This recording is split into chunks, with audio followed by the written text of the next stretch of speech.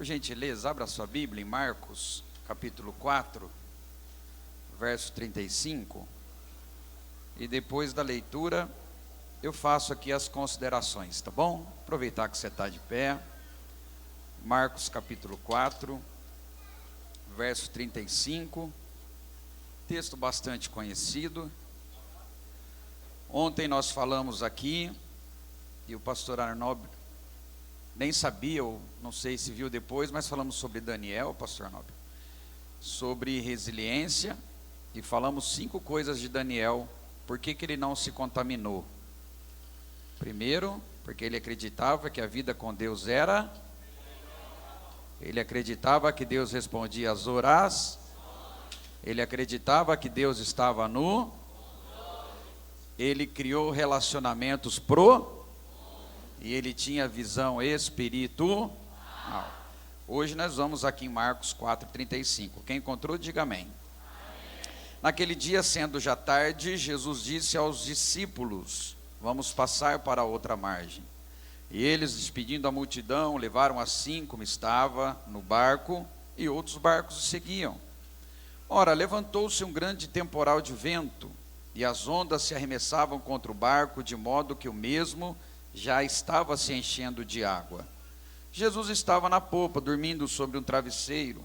Os seus discípulos o acordaram, dizendo: Mestre, o Senhor não se importa que pereçamos?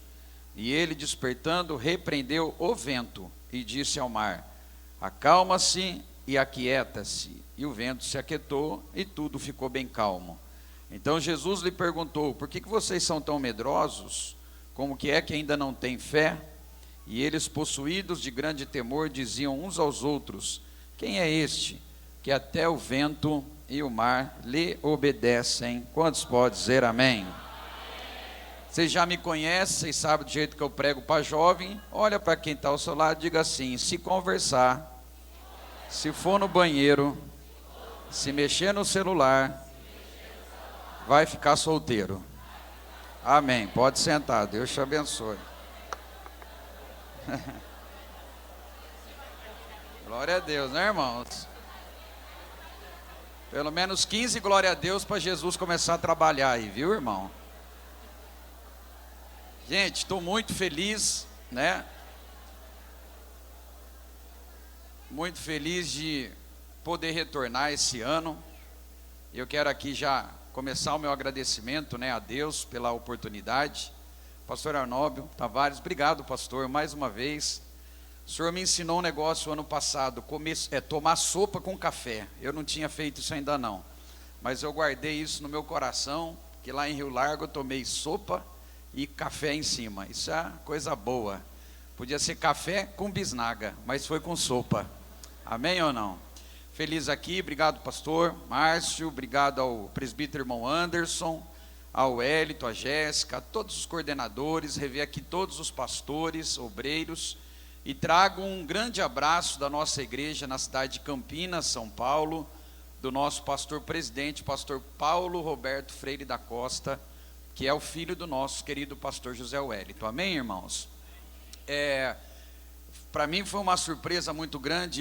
Na verdade, eu estava quase indo embora, né, quando eu vi o pastor Genival Bento entrando, porque vocês vão entender, bajulação é uma coisa, mas honrar é outra coisa. Então, bajulação, homem de Deus não gosta de ficar sendo bajulado, mas o princípio de honra, a gente tem que aprender a honrar. Eu estou dizendo honrar por quê? Porque o pastor Genival Bento, ele, para mim hoje, né, olhando assim da forma de pregação e da humildade, para mim é um dos melhores pregadores que eu já vi pregar. E eu não estou falando, eu poderia falar perto, longe, não tem problema, mas só de olhar a gente sabe da humildade, e ele também reconhece que é o Senhor que faz todas essas coisas.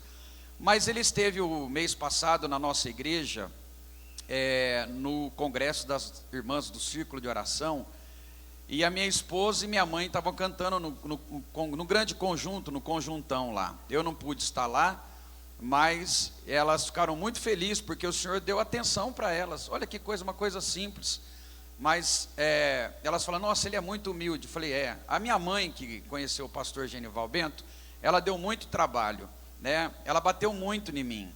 Eu vou responder de novo. Bateu muito em mim, irmão. Se Jesus não salva a vida da minha mãe, ela está batendo em mim até hoje. Pensa numa baixinha invocada, irmão. Ela só ensinava a gente a arrumar briga. Uma vez entramos dentro de um ônibus em Campinas, um camarada foi pular catraca, ela não, nem dona da empresa é de ônibus. Ela pegou o cabo de vassoura e bateu no cara, porque o cara não pagou a passagem. Então a minha mãe era mais ou menos assim, mas Jesus salvou, e hoje ele é dirigente do círculo de oração, amém ou não, irmão? Mas se vacilar, ela continua batendo também, irmão, amém ou não? Então, pastor, obrigado, viu? Eu não sei o que deu no avião lá, mas na passagem dos Estados Unidos, mas foi para mim uma surpresa muito grande, viu, pastor? Amém. Queridos, ontem nós falamos aqui sobre Daniel, e hoje eu entendo que, por ser um domingo, muitos da igreja local que participam do culto de domingo também vieram receber uma palavra da parte de Jesus. O trabalho é voltado à juventude, onde foi uma palavra específica, mas hoje Deus colocou no meu coração para a gente falar de 3 situações aqui, baseado no texto de Marcos 4:35. A gente sabe, e os adultos aqui também, que já passaram da fase da adolescência, da juventude, que todos nós enfrentamos em nossas vidas momentos de dificuldades. E você ser uma pessoa resiliente é você ser resistente também às adversidades que surgem na nossa vida. Quando a gente fala para a juventude, principalmente aí para a galera dos 13 aos 20 anos, porque a adolescência ela é dividida em 3 fases, e eu falei isso ano passado, que dos 11 aos 14 anos é a fase que o adolescente entra na puberdade. Então as mudanças, elas não são somente a questão da idade, mas tem mudanças físicas, mudanças hormonais, né? Mudanças principalmente espiritual. E essa fase da puberdade, Jesus também passou por ela. E é muito legal nessa fase, porque a gente vê a transformação na vida dos adolescentes que estão chegando. Por exemplo, você pega um menino aí de 12, 13 anos, do nada ele aparece com um bigodinho aqui, gente, muito legal. Um bigodinho assim, muito maneiro, né? Que na verdade não é um bigode, é um código de barra, irmão. É um negócio muito louco, né, irmão? Você olha assim, é um código de barra. Tem uns que vêm com aqueles um pouquinho mais aqui, como que é cavanhaque, né? É cavanhaque? É código de barra, aquilo é um QR Code, irmão. Aquilo lá, você olha, parece um QR Code, né, irmão? Não estou falando que nada de contra barba, não é nada disso não, mas é só para você ver a mudança que ele tem. As meninas, não é? Também vêm mais produzidas, culto começa às 18, às 15 já está lá, né, se trocando, se arrumando na chapa, na progressiva, no milagre, na oração, no jejum, né, para chegar aqui na igreja, né, toda alinhadinha, porque o adolescente ou jovem da outra congregação vai estar aqui também, e aí já começa o remefly, né? Não é para namorar na adolescência, mas já começa aquele negócio, né? Estou orando por ti, né? Deus tem promessa para mim e para você, e eu vi você dentro dessa promessa. Aquela coisa, né, meu irmão, aquela lábia evangélica, né? Jesus te ama e eu também. Então é umas coisas assim bem diferentes. Depois vem a fase do meio da adolescência, que é dos 14 aos 17, que é a adolescência chamada nuclear, é o meio da adolescência. E nessa fase, as maiores decisões de um ser humano acontecem entre os 14 aos 17. Eu disse o ano passado, o maior número de afastados do evangelho se afastam entre os 14 e os 17 anos. Pode perguntar para qualquer pessoa que desviou, com quantos anos saiu da igreja? Com 15, com 16, com 17. Mas também o maior número de conversões a Jesus é entre os 14 e os 17 anos. O maior número de conversões a Jesus é entre os 14 aos 17 anos. É mais ou menos assim, se o diabo leva 1, Jesus traz 2, se o diabo leva 2, Jesus traz 4, se vai 4, vem 8, se vai 8, vem 16. Eu vou falar até essa da glória a Deus. Vai 16, vem 32, vai 32, vai 64, vai 64, vem 128, e assim vai. Por causa do quê, pastor Bisnaco? Por causa do poder da influência que essa geração tem.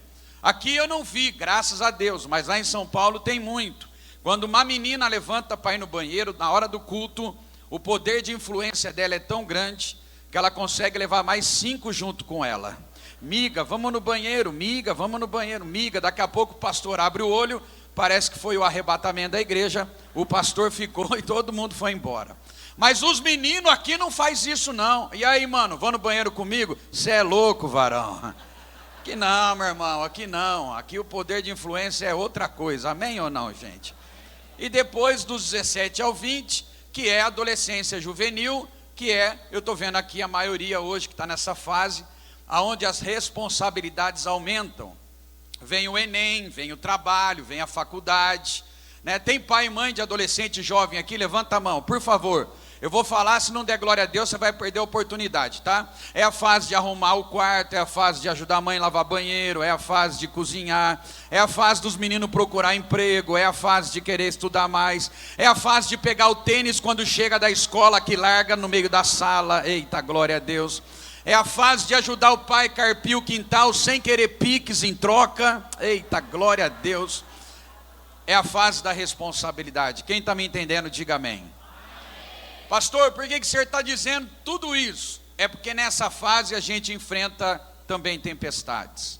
E quando eu li esse texto aqui hoje pela tarde, Deus colocou no meu coração, é até difícil você falar de mar morando no interior de São Paulo para os irmãos que moram aqui à beira-mar. É até complicado, mas vamos entender. Capítulo 4 de Marcos, Jesus, ele recebe tantas pessoas para ouvi-lo, que ele pega uma barca e ali na praia ele começa a falar em parábolas, para que as pessoas pudessem entender o linguajar, a história que Jesus queria apresentar o reino de Deus. Chega num determinado momento, Jesus então despede a multidão e agora ele ordena que os seus discípulos entrem no barco. Vou repetir, ele ordena que os seus discípulos entrem no barco. Quando ele diz aos seus discípulos, entrem no barco, das 3 situações que eu quero falar aqui rapidamente do capítulo 4, do 35 ao 41, a primeira coisa que acontece é que Jesus libera sobre a vida dos discípulos uma palavra, mas uma palavra tão certa que não, na mente dos discípulos, haveria qualquer tipo de problema durante o percurso. Caminhar com Jesus, muitas vezes a gente espera que ele revela tudo, mas Jesus nunca vai revelar tudo de uma vez, porque Jesus te conhece. Se ele revela tudo no domingo, você não aparece aqui na terça. Se ele revela tudo na terça, você não vem na ceia. Se você vem na ceia e ele revela tudo, você não aparece no domingo. Então Jesus, ele revela a cada dia um pouquinho para a gente poder entender o que ele tem para nós. Jesus ordena que os discípulos entrem no barco, então vem a primeira situação. Jesus disse, entrem e atravessemos para o outro lado. Jesus não disse que ia ter tempestade, Jesus não disse que ia ter vento, Jesus não falou que ia dormir um pouquinho, Jesus só libera uma palavra sobre a vida dos resilientes, dizendo, vamos chegar do outro lado. Ou seja, a primeira voz que a gente vai ver aqui é a voz da promessa. Qual é a promessa? A promessa que vão chegar do outro lado. Eu não sei qual é o histórico da sua vida. Eu não sei se você vem de um lar muito simples, que o pai ainda não é crente, que a mãe não está lá em casa, que são pais divorciados, que às vezes você até foi criado na igreja, mas eu tenho uma palavra para a tua vida. Jesus não está preso à sua história. Se ele tem promessa sobre a sua vida, você vai com certeza chegar do outro lado. Nós não estamos, com todo respeito, debaixo de palavra da economia, palavra da política, palavra do achismo. Não, eu e você que servimos a Jesus, nós estamos debaixo de uma palavra profética. Qual é? Chegaremos do outro lado, chegaremos do outro lado, chegaremos Do outro lado, levanta a mão que eu tenho uma palavra para a tua vida. Nessa noite eu tenho um Deus que vai cuidar da sua vida nos mínimos detalhes. Oh, glória a Deus. Se foi Ele que te colocou nesse barco, levanta a mão para adorar, porque Ele tem a primeira palavra sobre a tua vida. Você vai chegar, você vai chegar, você vai chegar. Oh, glória a Deus, você vai chegar do outro lado. Sabe, meu irmão, ontem eu até conversei com o filho do irmão Valdemar aqui, o Ita Anderson, é isso? Thay Anderson, né? Ele vem me explicando umas coisas assim.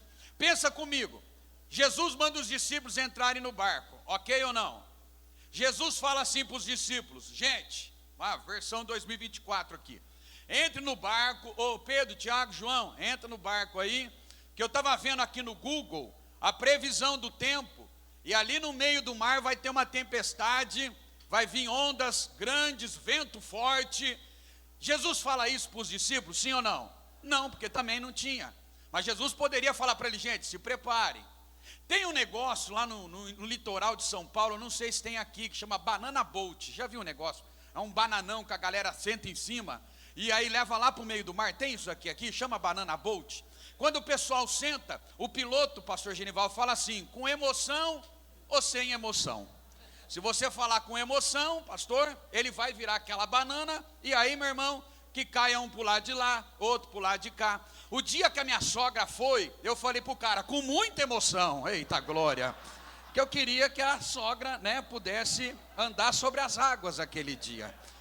Mas enfim, Jesus não falou se a viagem ia ser com emoção ou sem emoção. Jesus não falou assim, vai ter vento, vai ter tempestade. Jesus não falou isso. Por quê? Porque o meu Jesus não está preso à circunstância. Se Ele disse que você vai chegar, glória a Deus, você vai chegar, você vai chegar, você vai, eita glória a Deus, você vai chegar do outro lado. Quem está entendendo, diga glória a Deus.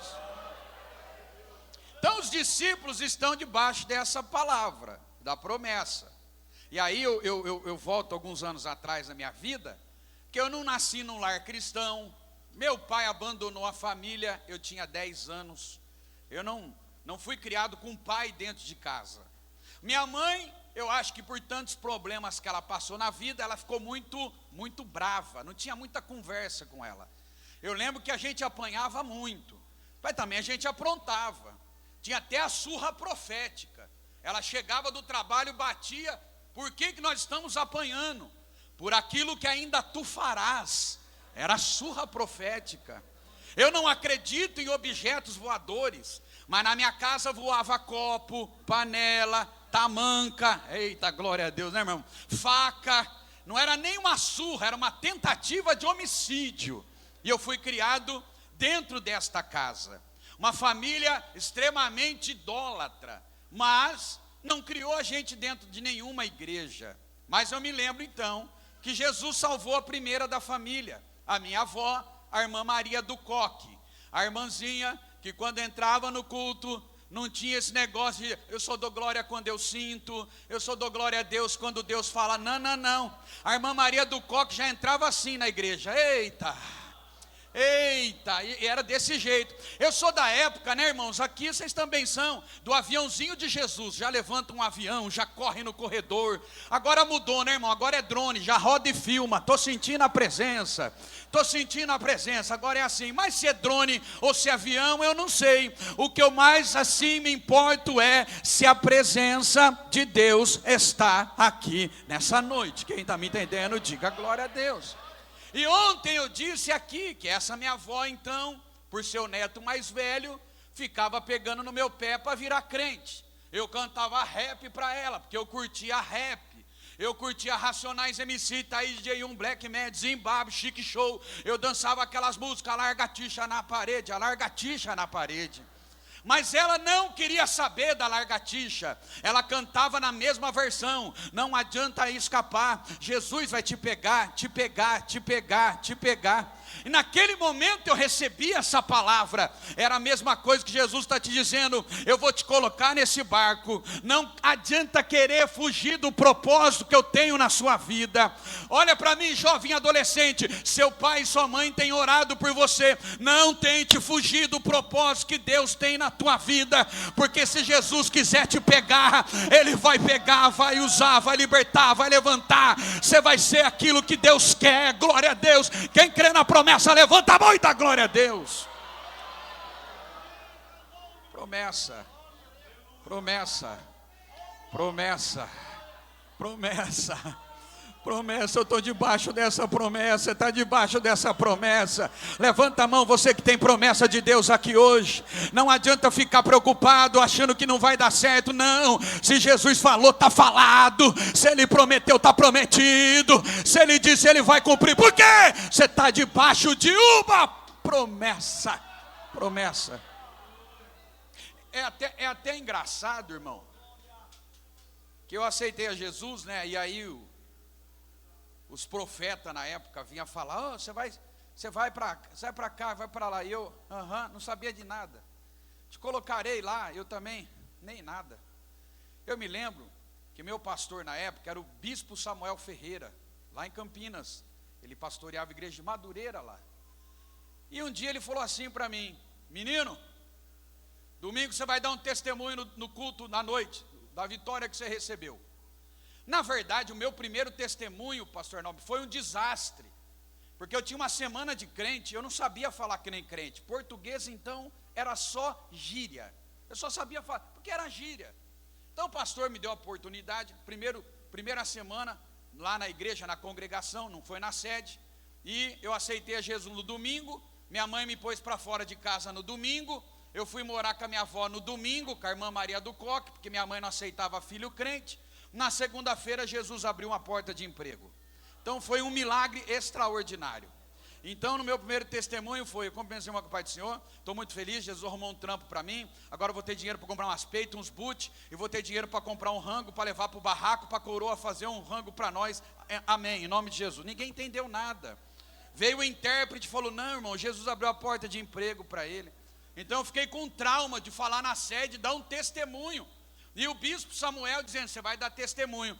Quando ele disse isso, eu fiquei 3 meses sem aparecer no culto de domingo, para ele esquecer do tal do testemunho.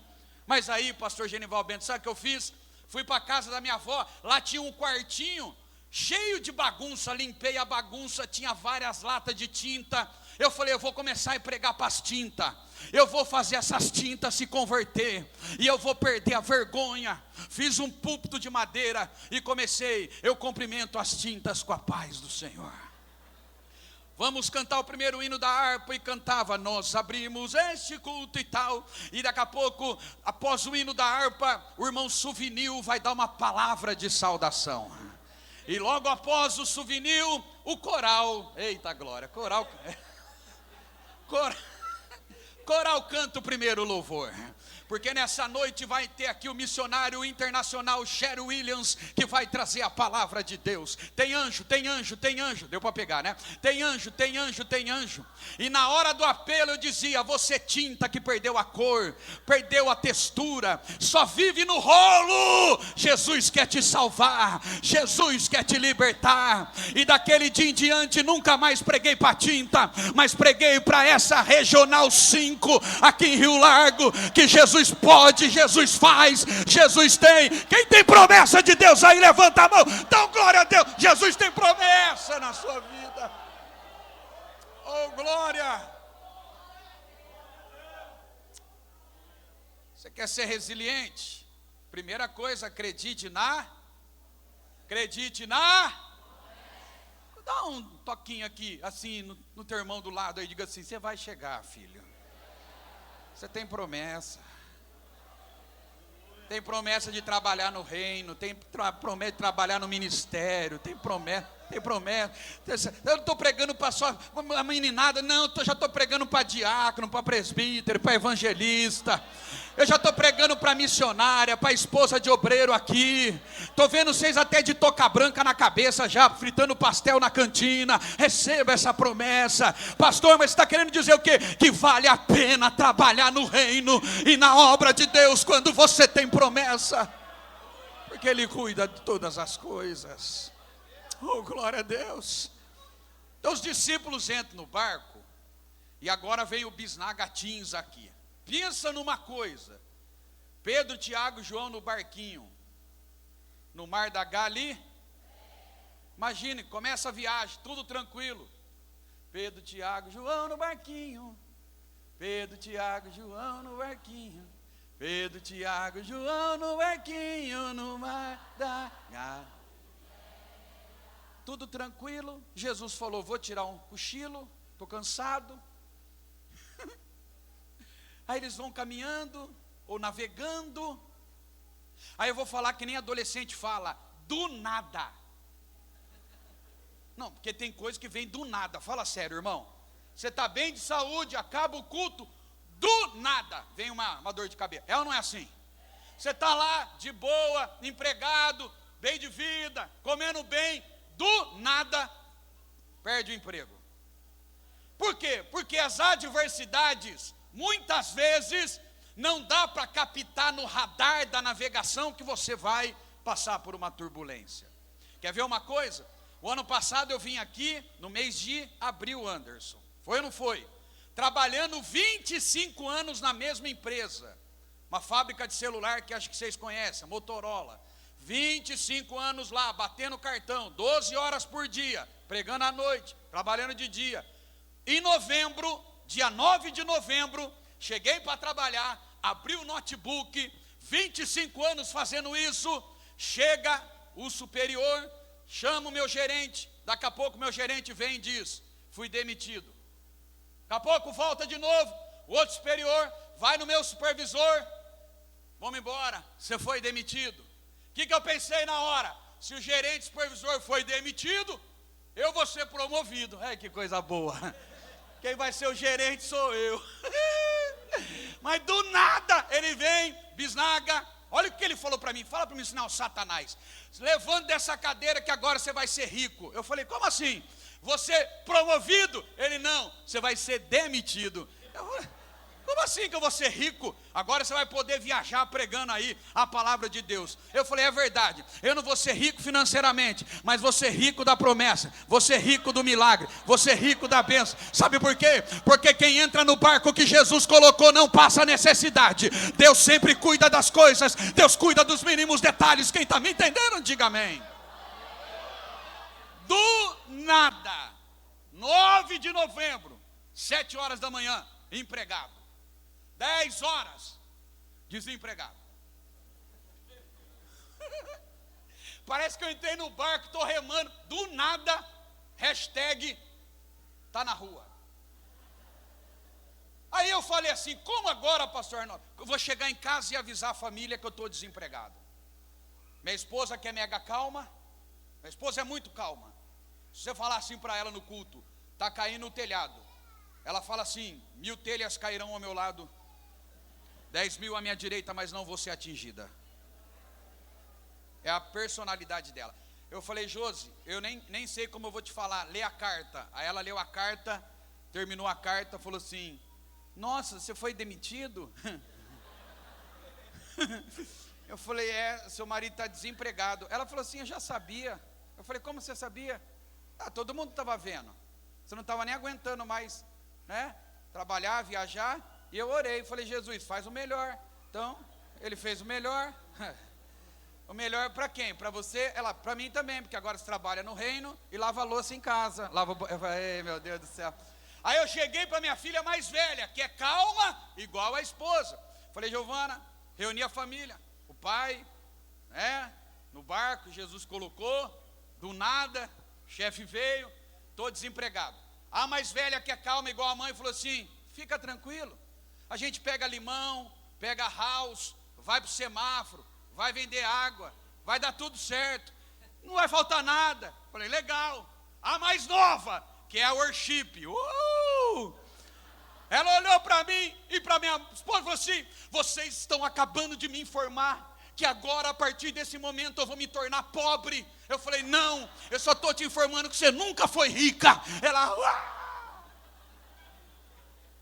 Bisnaga, o que você está querendo dizer? É que as tempestades, elas surgem às vezes do nada, como essa tempestade surgiu. Mas eu não estou preocupado se eu estou desempregado ou desempregado. Eu estou debaixo de uma palavra que Ele vai cuidar de todas as coisas. Levanta a mão, só quem vai chegar. Só quem vai chegar, levanta a mão para adorar. Só quem vai chegar. Eita glória, eita glória. Eita glória, eita aleluia, estou sentindo a presença de Deus aqui. Olha, jovem e adolescente, não tenha medo do futuro, não, você vai chegar do outro.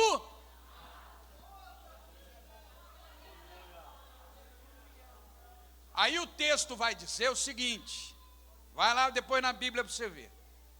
De repente vem um vento, falam, segundo o local, a parte geográfica do Mar da Galileia, há o choque entre o calor e as montanhas que ali estão, que surgem de fato ventos, mas isso aí é lógica humana. O vento que surge agora no meio dessa tempestade, ele começa a levantar as ondas, e as ondas agora começam a entrar dentro do barco. E se a primeira palavra a gente pode tirar promessa daqui, a segunda é medo. Diga comigo, medo. Os discípulos passam então por um processo chamado medo. Medo do quê? Medo do barco afundar, medo de morrerem na viagem. E então Jesus confirma o medo dos discípulos, dizendo: por que vocês são tão medrosos? Por que está dizendo isso, pastor Bisnaga? Porque pós-pandemia, 70% o número de adolescentes que estão vivendo, ou jovens, crises de ansiedade, medos do que podem acontecer o amanhã. Nunca vi uma geração, em alguns estados que às vezes a gente vai em congresso de adolescentes que estão se cortando, se retalhando. Em um dos estados tinha uma moça que estava se queimando, e a pergunta é: por que você está fazendo isso? E ela dizia: eu não sei, mas é um sentimento que me traz medo, e eu tenho medo do amanhã. Medo nós podemos enfrentar no nosso dia a dia, sim ou não, irmãos? Pergunta para quem está ao seu lado: você tem medo de alguma coisa? Diga aí. Eu tenho medo. Posso falar do que eu tenho? Eu tenho medo de rato. Alguém tem medo de rato aí, irmão? Levanta a mão, por favor. O rato não fez nada para mim, mas eu tenho medo dele. Fazer o quê? As irmãs que têm medo de barata, tem medo de barata aí, irmã? Levanta a mão. O inimigo tem asa ainda e voa na sua direção, é ou não é assim, irmã? Eu tenho medo de 3R, eu tenho medo de raio, porque eu sou operado da coluna, eu tenho prótese aqui, então quando começa a dar raio, eu já quero me esconder, porque eu tenho medo do raio, entendeu? Ser um escolhido pelo pai do raio pegar. Eu tenho medo de rato, tudo com R, e eu tenho medo da Rosilei, que é minha sogra. Eu tenho medo desses 3 R's, não é? Então a gente passa por processo de medo, sim ou não? Sim ou não? Quem já teve medo de ficar doente aqui, medo de pegar, sei lá, um Covid na época, medo de ficar desempregado? Medo são sentimentos que acontecem na nossa vida, mas ela tem um porém. O que, pastor? Fazer com que você paralise no meio da promessa que Jesus colocou na sua vida. O medo quer te paralisar, o medo quer embaçar a sua visão, para você não enxergar o que Deus tem lá na frente. O medo quer deixar você ali atraído, tímido diante das circunstâncias. Mas eu vim lá de Campinas para te dar uma palavra, e eu creio que se você acreditar que a palavra é de Deus, hoje você sai daqui diferente. O que? Jesus está aqui nessa noite para tirar da tua vida todo medo. Quem está me entendendo, diga glória a Deus. Eu conheço jovem que não tem medo de dormir com tudo escuro. Ô, deixa eu só falar uma coisa para você. Com luz acesa, abajur ligado, luz escura, vai dar na mesma. Se tiver medo de alguma coisa, não tem medo de luz. Entendeu ou não? Então apaga a luz e dorme, irmão, que a energia está cara. Entendeu ou não? Deixa eu contar um negócio para vocês. Há 12 anos atrás, quando eu operei a coluna, eu fiquei assim, 30 dias de cama. E eu dormia muito de dia por conta dos remédios, e à noite eu ficava acordado. Pensa. O vizinho da casa de baixo veio me visitar. Sempre tem um vizinho gente boa, né, irmão? Sempre um vizinho gente boa. Mas no caso desse daí não era gente boa, não. Ele não vai assistir o que eu estou pregando aqui. Mas ele veio me visitar, entrou na sala de casa, ficou olhando, pastor Gival, ficou olhando, Anderson. Eu falei, o que foi que você está? Ele falou, como que você comprou essa casa? Eu falei, comprei com dinheiro e financiei o resto. Ele falou, você não sabe a história dessa casa? Eu falei, irmão, eu estou operado, não quero saber não. Ele falou, eu preciso contar, pastor, eu preciso contar o que aconteceu nessa casa. Eu falei, mas não quero saber. Ele falou, mas eu preciso contar. Eu falei, então conta. Ele falou, você não sabia que aqui nessa sala, a ex-dona da casa, ela morreu sentadinha na cadeira de roda com o olho aberto, e ninguém conseguia fechar o olho dela. E todo mundo que vinha comprar essa casa disse que ela aparecia para as pessoas. Eu falei, meu amigo, assim, eu posso até acreditar no que você está falando, mas aqui em casa a gente já orou quando nós entramos, já clamamos o sangue de Jesus, já expulsamos. E se ela aparecer aqui, meu irmão, né, pega ela com a cadeira e joga lá para a quebrada. Não morreu a primeira, morre na segunda, mas aqui ela não apareceu não, aqui tem o sangue de Jesus. Que não tem medo não, vamos lá, vamos fazer uma oração agora. Aí fiz uma oração por ele, o cara veio me visitar e eu que orei por ele. Legal. Só quando chegou a noite em Campinas, começou a dar um temporal. Os raios batiam lá no quintal, vinham pela cozinha e o clarão ia até o quarto. E daqui a pouco barulho de trovão e raio. E eu não sei aqui em Maceió, mas lá em São Paulo, barulho, o medo, ou o vento, ele tem voz. Já viu na janela da tua casa quando está ventando? Não é assim, irmão? Isso é a voz do vento. É a voz do nada, raio, e o barulho na janela. Eu acordado, primeira coisa que veio na minha cabeça: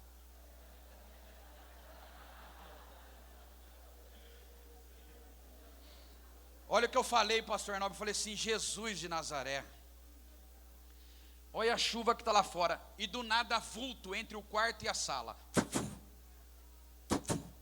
Eu falei assim, não é possível que ela veio se esconder da chuva aqui dentro. Sangue, fogo e água. Minha esposa dormindo. Se eu falo minha esposa, ela fala assim, não, vê que ela quer, tranquilo. Já fui levantando, cantando o hino grandão, grandão, da Galiléia. Só que Só que entre o quarto e a sala eu pus a mão primeiro e comecei. Eu repreendo. Porque vai que puxa a minha mão, né, irmão? Ia ser complicado. Mas quando eu ponho a cabeça na sala, quem está sentada no sofá? Minha filha de 5 anos na época. Era a Rebeca. Quem está aí? Ela, Rebeca. Quantos anos você tem? Se ela falou 83, não era a Rebeca não. Sou eu, papai, tenho 5, eu não nasci para dormir. Eu falei, glória a Deus, mas o pai está aqui para te guardar. Eita glória, o pai é corajoso. Era nada, irmão, eu estava morrendo de medo.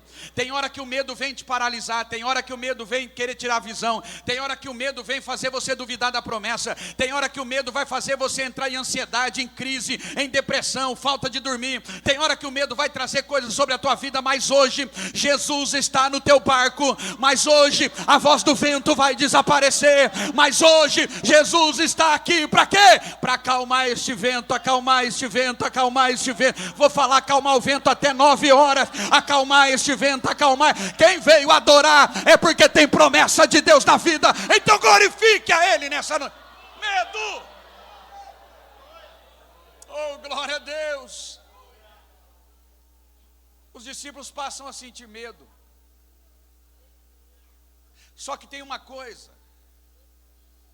Se tem a voz da promessa, tem a voz do medo, Mas também agora tem uma voz da surpresa.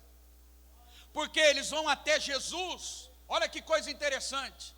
E eles vão acordar Jesus, pastor Arnaldo, parecendo, pastor Márcio, que a culpa de tudo aquilo era de Jesus.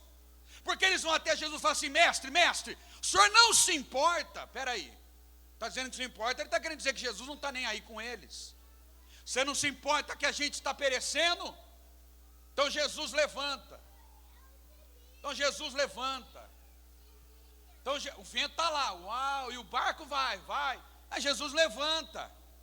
Mas Jesus levanta, irmão. Jesus levanta para quê? Quando Jesus levanta, ele levanta para fazer alguma coisa. Jesus nunca vai levantar para ficar, só observando. Jesus levanta para estabelecer o milagre aquele dia no barco e os discípulos viverem a promessa que Jesus tinha dito. Quem entendeu, diga amém. Jesus se levanta. Agora Jesus se levanta e ele agora vai conversar com o vento. Se você for na praça, na principal aqui de Maceió, e ver alguém conversando com o vento, o que você vai pensar dessa pessoa? Chama o CAPS, liga para o SAMU, tem um cara que está muito louco, trocar ideia com o vento. Aí Jesus olha para o vento e conversa com o vento. Vento, cala-te.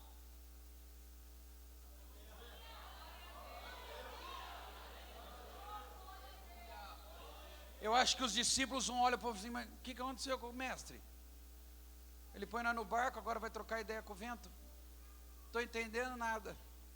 Uma linguagem adolescente jovem. E Jesus está pirulable. Jesus não está legal. Jesus vai lá: vento, cala-te. Irmão, o vento está lá. Do nada o vento faz assim. Mar, aquieta-te. As ondas voltam ao mesmo lugar que estavam. Eita glória. Você veio nessa noite para este culto para ouvir essa palavra. Hoje Jesus está liberando uma palavra sobre este vento que você está enfrentando, sobre as ondas que querem apagar, balançar, ou derrubar, ou afundar o seu barco. Jesus hoje está dizendo: cala-te, aquieta-te. E a Bíblia vai dizer que houve grande bonança naquele lugar, e todos que estavam ao redor do barquinho de Jesus, que havia outros barquinhos, começaram então a viver o milagre que Jesus tinha feito no barco dos discípulos. Olha aqui para mim, eu já estou indo para a reta final. Nessa fase da minha cirurgia, eu fiquei quase 3 meses sem salário. Quem já enfrentou aqui uma fase no INSS sabe do que eu estou falando. Tem um processo, perícia, vai lá, cartinha, vai no banco, recebe. 3 meses sem pagamento. Com 2 meninas, uma adolescente na época e outra criança. A minha esposa chega, Anderson, e mostra um pacote de arroz, um de feijão, e diz assim para mim: quanto que vai fazer compra? Eu falei: não tem dinheiro. Ela disse assim: só tem um de arroz e um de feijão. Eu falei: só? Ela falou: não tem mistura. Vocês falam mistura aqui também ou não? Mistura que fala?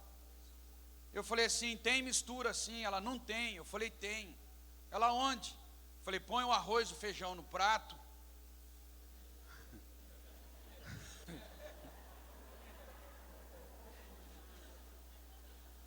Pega o garfo, mistura, a mistura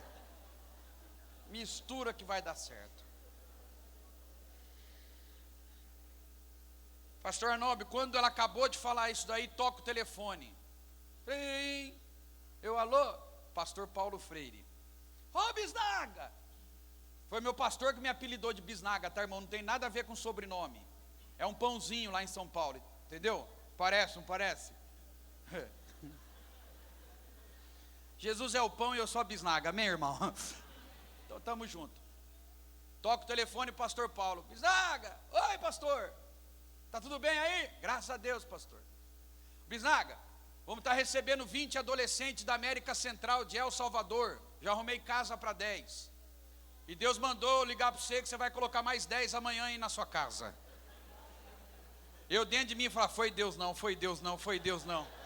O pastor não está legal, ele não está no espírito, não foi Deus não. Eu, alto no telefone, 10 pastor aqui em casa, adolescente. Porque a minha esposa estava na frente com um pacote de arroz e feijão. Para ela fazer assim, não, manda embora. Mas eu olhava para ela, ela dizia assim, manda vir. Eu não entendi nada, pastor. Falei, minha esposa bugou. Deu um remefly na mente dela.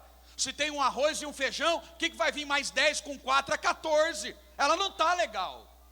Mas ela dizia, manda vir. E eu aqui no telefone para o presidente, nossa pastor, vai ser uma alegria inenarrável. Vai ser muito bom receber esses missionários. Tudo de El Salvador, um parecidinho com o outro assim, ó. E você sabe que adolescente, irmão, ele come. Parecendo que é a última refeição antes do arrebatamento da igreja. Quem é pai de jovem adolescente que levanta a mão? Você faz a compra, vai orar pela compra, não fecha o olho, irmão. Se tu fechar o olho, some tudo para o quarto deles. No dia seguinte chegam os adolescentes. Eu não sabia falar espanhol e não sei até hoje. Eu falei assim, arroz ferron. Vai ser assim. Degusta a melhor comida no Brasil, arroz ferro, vai ser essa daí. Aí eles chegaram, irmão, degusta, arroz ferro, arroz, picanha, não, picanha é diabo, não. Batata fritas, demônio, não coma não. Arroz ferro, legal. Olhei para minha esposa, eu falei, o que nós vai servir de janta? Ela falou assim, não sei.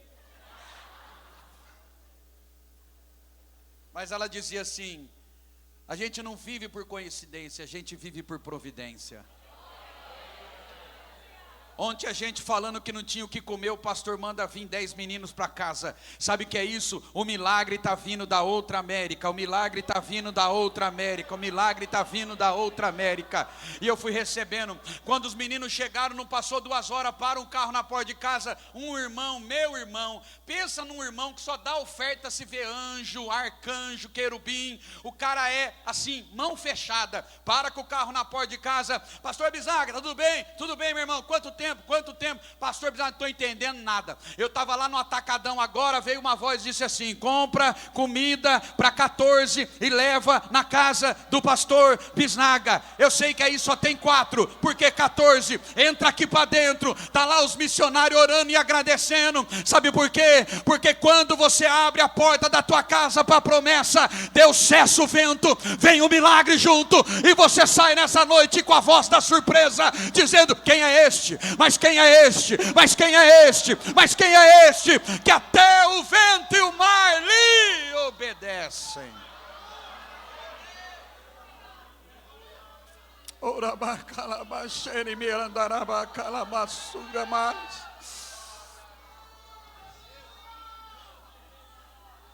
Aleluia.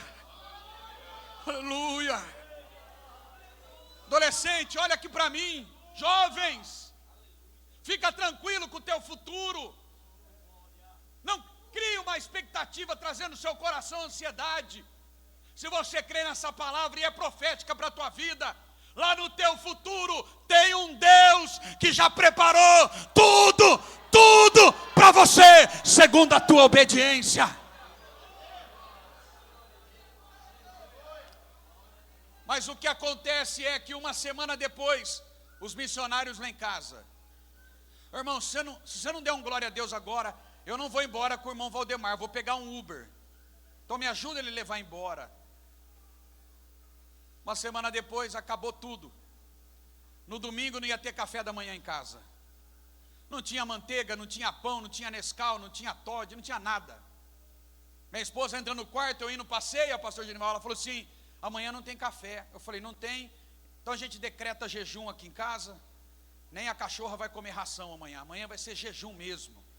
Missionário não está aqui para fazer turismo, está aqui para pregar. Então vai que tem demônio na rua, eles vão ter que estar em jejum. Então não tem comida? Não tem. Café da manhã? Não tem. Fui para a ceia. Era uma congregação, uma cidade vizinha. O pastor lá me convidou para dar uma palavra. Era muito perto de casa, 4 quilômetros. Acabou o culto. Ele veio e falou assim: tem gasolina? Fiz assim: tenho, bastante. Pode ficar tranquilo, dá para ir voltar umas 40 vezes aqui. Ele falou: então tá bom. Do nada veio uma irmãzinha do coque na minha direção. Veio, colocou um papel no meu bolso, bateu no meu peito e falou assim: ora pelo meu velho, o nome dele está aí.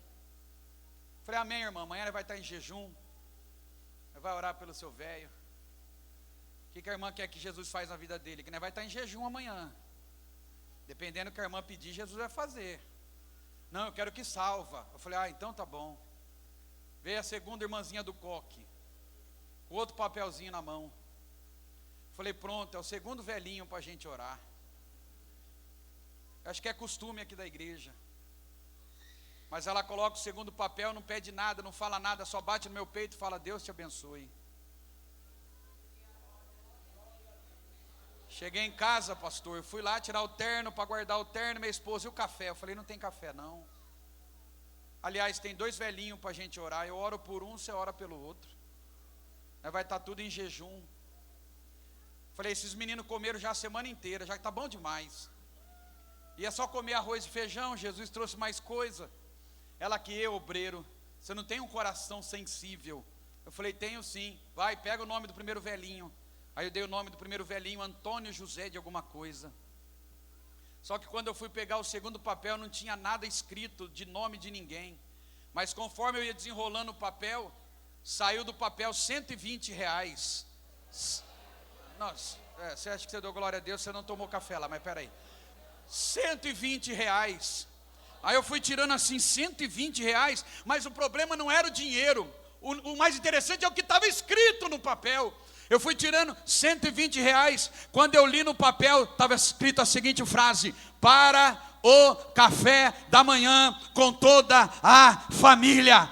Para o café da manhã com toda a família. Quem está me entendendo, dá glória a Deus aí. Sabe, naquele dia a irmã não tinha Instagram, não tinha internet, não tinha nada, mas tem um Deus que diz: quem é este que até o vento e o mar lhe obedece?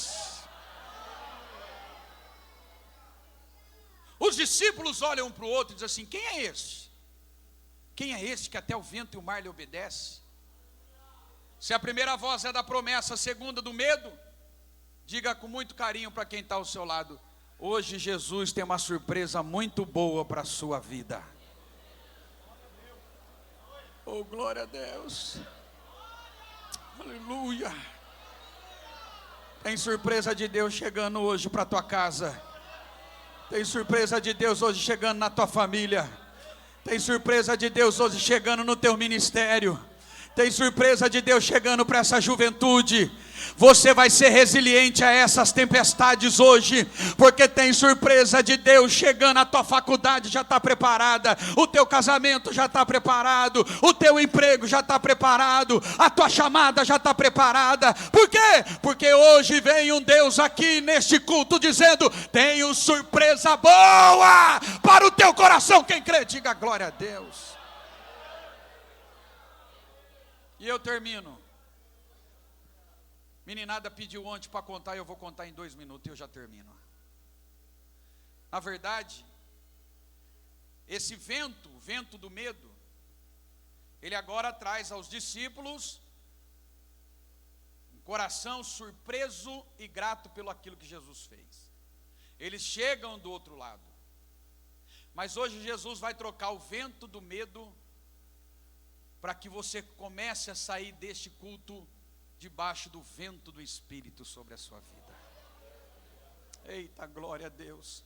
Por que você está falando isso? Lembra da minha avó, irmã Maria do Coque? Quando eu aceitei a Jesus, eu não aceitei na Assembleia de Deus. Não aceitei na Assembleia de Deus porque eu falava que eu não queria ser uma velhinha ou um velhinho que nem a minha avó, que pulava, que rodava, que profetizava, que abraçava, que chorava. Eu falava: jamais que eu vou ser um jovem assim, louco, muito louco que nem minha avó. Eu não vou rodar no manto, eu não vou fazer nada disso. Por quê? Porque eu não queria ser da Assembleia de Deus. Aceitei a Jesus em outra igreja. Mas aí, um dia, Jesus me deu um sonho. 5 de setembro de 92. Eu em cima do muro, na casa da minha mãe, porque eu estava com a vida dividida. Tinha dia que eu estava no culto, acabava o culto, eu saía para os bailes. Quando eu chegava nos bailes, os próprios colegas do mundo falavam: você não virou crente? Eu falei: virei até as 9, mas agora é 9h15. Larga a tixa na parede. Então no dia 5 de setembro de 92, Deus me deu um sonho, eu em cima do muro. Quando eu olhava para o céu, os céus abertos e uma pomba desse tamanho batendo as asas. No sonho eu falei assim: nossa, parece o batismo de Jesus, é o Espírito Santo. De repente veio uma luz e me pegou em cima do muro. E no sonho eu fui batizado com o Espírito Santo. Acordei chorando, porque eu não queria que a minha avó descobrisse que eu tinha tido aquele sonho. Acordei 10 horas, 10h05 toco o telefone. A paz do Senhor, meu filho. Eu: é a avó? É a avó. Tá tudo bem? Eu falei: tá tudo bem. Jesus não te mostrou nada em sonho?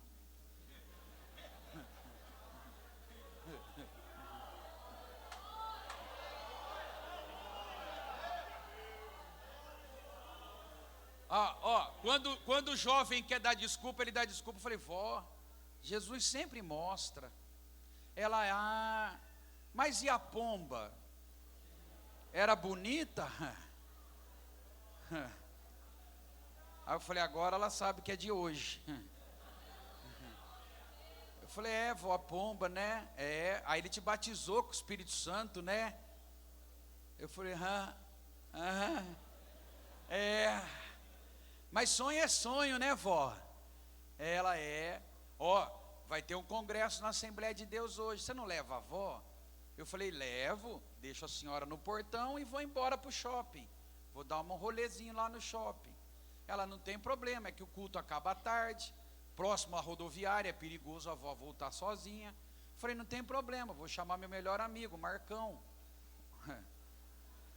O Marcão, ele tem nanismo, ele é desse tamanho.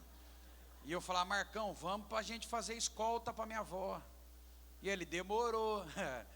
Aí minha avó entrou para dentro da igreja, o Marcão falou: vamos ficar do outro lado da rua tirando sarro dos irmãos. Eu falei: vamos então. Aí ficamos lá do outro lado do muro. Aí chegava aqueles carros de crente na época, Caravan, Corcel 2, Kombi, variante. Descia o pai, a mãe, 12 filhos, instrumento de sopro. E o Marcão: meu, parece uma tribo. Parece, Marcão. Chegava aquelas irmãs quase pisando no cabelo. Ele: é Rapunzel. É Rapunzel, Marcão. Mas só que a igreja começou a cantar um hino 18, Grata Nova, lá na igreja. E a banda, pom, pom, pom. O Marcão: parece desfile de 7 de setembro. Eu falei: parece, Marcão. Só que a igreja começou a orar lá dentro. Só que o barulho lá dentro não era de glória a Deus e aleluia. O barulho começa a invadir a rua e pega a gente lá do outro lado. Porque o barulho, pastor, parecia o barulho de muitas águas. Parecia um barulho assim de um rio. Parecia um barulho assim de uma chuva. E o Marcão começou a olhar com o olho arregalado e falou assim: está acontecendo alguma coisa lá dentro. E aí a gente já atravessou a rua, porque aquilo lá foi nos atraindo. Deixa eu falar um negócio para você. Glória a Deus, aleluia, língua estranha, poder de Deus não escandaliza ninguém. Pelo contrário, vai atraindo. O que afasta pecador é pecado, fofoca, mas glória a Deus, mas aleluia, poder de Deus, batismo, atrai. Deixa eu perguntar: cadê os atraídos aqui nessa noite? Atrai, glória a Deus. Quando nos assim paramos para ver, a gente já estava no corredor lateral da igreja. Aí o vitrô era alto, eu não alcançava. Aí eu olhei para o Marcão: vem aqui, Marcão. Peguei ele pelo pé, coloquei ele no vitrô. Quando ele colocou a cabeça, ele gritou para mim: vamos embora que o negócio pega. Falei, como assim pega? Mano, sua avó roda, e quando ela rela, começa a rodar também. Tá todo mundo rodando e pulando, e uns assim, outros assim, outros assim. Eu falei, vamos embora. Eu falei, não, vamos ver o que está acontecendo, a gente precisa tirar minha avó de lá. Fomos para a porta principal da igreja. Quando eu fui espiar, veio um irmão chamado Nicolau, diácono, ex-lutador de boxe, nariz quebrado, tatuado no pescoço assim. Ele me grudou pela minha camiseta, me levantou e falou assim: lugar de jovem é lá dentro, pode entrar. Sempre vai ter um Nicolau para te empurrar para dentro, irmã. Quem que veio junto? O Marcão. Eita, glória a Deus. Aí nós não enxergava nada. Os irmãos eram altos, eu tentando enxergar. Eu olhava para o Marcão. E aí, Marcão, ele... tá aqui, eu estou vendo. Só que quando nós chegamos, um irmão vira, falando em línguas estranhas, e olha assim para mim e diz assim: meu filho, te coloquei aqui dentro, porque hoje o meu sonho se cumprirá na tua vida. Te encherei com meu espírito, tu falarás novas línguas. Tem um ministério na tua vida, tem algo na sua vida. E eu assim parado, quando ele falou amém, eu olhei para o Marcão falou: já nos descobriram, vamos fugir. Viramos para fugir. Quando a gente foi fugir, o Nicolau na porta: estou de olho em vocês dois, não vai sair, ó, aqui não. O Marcão falou: tive uma ideia, segunda galeria. Chegamos na segunda galeria, tinha um cantinho na coluna, eu fiquei, o parapeito, o Marcão ficou certinho. Só que naquela noite, quem estava cantando era Júlio César e Marlene. Eu nasci no fogo, fogo abrasador. E minha avó assim lá, ó, eita glória, eita glória. Daqui a pouco Júlio César e Marlene cantam um hino chamado Filho Meu, tenho visto a tua dor, o que foi que aconteceu contigo? Chora agora, deixa a lágrima rolar, fala em língua estranha, essa dor que te acompanha irá te abençoar, sou teu Deus, te faço forte, já te livrei da morte. Quando falou livrou da morte, o Marcão começou... Falei, o que foi, Marcão? Jesus me livrou da morte. Eu falei, aonde? Eu caí do berço. Falei, sangue de Jesus tem poder. O cara caiu do berço, Jesus me deu vitória. E aí ele começa a chorar, eu começo a chorar, a igreja chorando, o povo chorando, a igreja adorando, o povo adorando, o Marcão adorando, eu adorando, Rio Largo adorando, nessa noite adorando, R5 adorando, os resilientes adorando. Levanta a mão para adorar nessa noite. Tem surpresa de Deus chegando hoje. Aleluia. E eu fecho a Bíblia aqui. Querido, que vocês cantaram, lá clamo Jesus. Teu nome é cura. Sabe qual que é? É isso aí, vocês cantaram, né? Pregador da noite pega o microfone. Pastor Napoleão Falcão. Aí ele pegou antes de pregar, começou a chorar e falou assim: se vocês soubessem o que eu estou vendo na segunda galeria. Eu imaginei, tá vendo eu e o Marcão. Visitante, seja bem-vindo. Ele diz assim: estou vendo um homem de branco, com as mãos estendidas. E ele vai batizar com o Espírito Santo na segunda galeria, vai descer para a primeira, e como uma onda vai chegar aqui no altar. Ele só disse isso: receba o Espírito Santo. Naquele dia foi a surpresa mais linda que eu recebi na minha vida. Veio uma brisa, um vento que não é o vento do medo, mas é o vento do Espírito. Veio e quando explodiu no meu peito, eu já não via mais nada. Era língua estranha daqui, língua estranha de lá. O culto acabou às 11. Era 11h40, minha avó estava tentando me controlar. Jesus batizou meu neto, a pomba visitou meu neto, Jesus encheu meu neto. E o Marcão passa no colo do Nicolau. E o Nicolau gritando: Jesus batiza grandão, Jesus batiza pequeno. É que o vaso era pequeno, encheu rápido. Então Jesus já encheu. O homem caiu arrebatado de tão cheio que ele estava. E agora, como que a gente vai embora para casa de ônibus? Minha avó falando em língua estranha, eu rodando de um lado, o Marcão em língua estranha do outro. Entramos dentro do ônibus, pagamos a passagem, muita gente vindo da balada, e nós dois falando em língua estranha dentro do ônibus. O motorista falou: vou levar todo mundo pro DP, tá todo mundo drogado, maluco. A minha vozinha pegou: boa noite, pessoal, eu quero dizer para vocês que meu neto e o Marcão não estão drogados, não estão embriagados, não, eles estão vivendo Joel capítulo 2 verso 28, nos últimos dias Deus derramará do seu espírito sobre toda a carne. Eles estão cheios. Deixa eu perguntar, quem está cheio de Deus aqui levanta, por favor, com a permissão do pastor, se coloque em pé em nome de Jesus.